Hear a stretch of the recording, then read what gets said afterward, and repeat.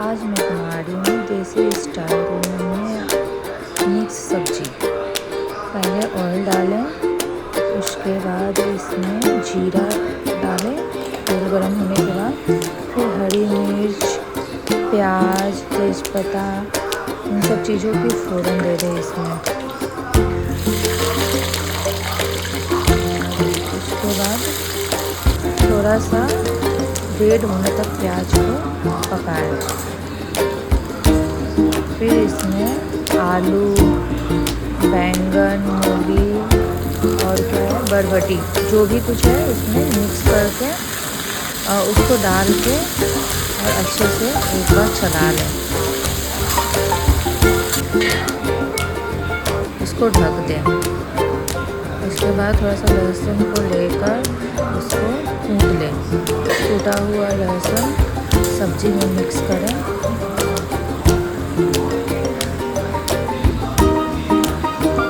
और उसके बाद इसको फिर एक बार चला के ढक दें। ये जो उसके बाद फिर इसमें नमक, टमाटर मिक्स करके और उसको एक बार फिर से चला लें।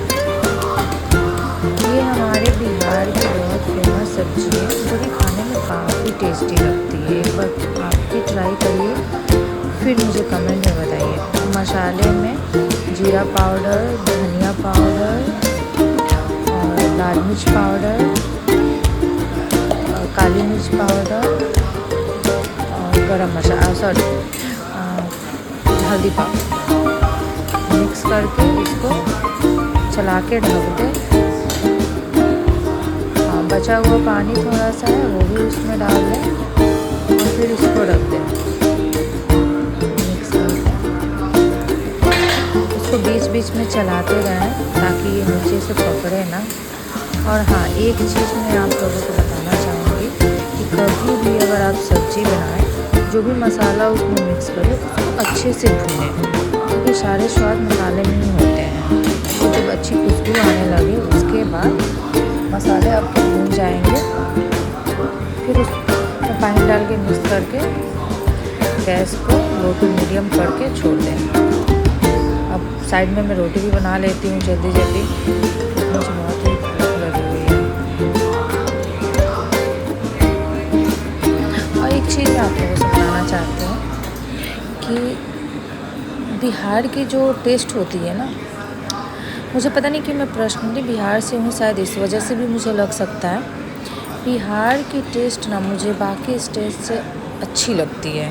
मैं काफ़ी जगह गई हूँ, बट मुझे कहीं का टेस्ट उतना अच्छा नहीं लगता है जितना चटपटा, स्पाइसी या फिर हर तरह से बिहार के जो खानों में टेस्ट है। एक बार प्लीज़ आप लोग ऐसे सब्ज़ी पर ट्राई करके ज़रूर देखिएगा।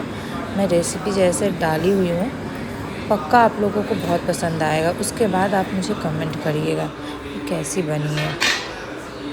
और प्लीज़ लाइक एंड सब्सक्राइब कर लीजिएगा मेरे चैनल को। अभी मैं न्यू हूँ ना चैनल पे, तो मुझे आप सबकी सपोर्ट की भी ज़रूरत है।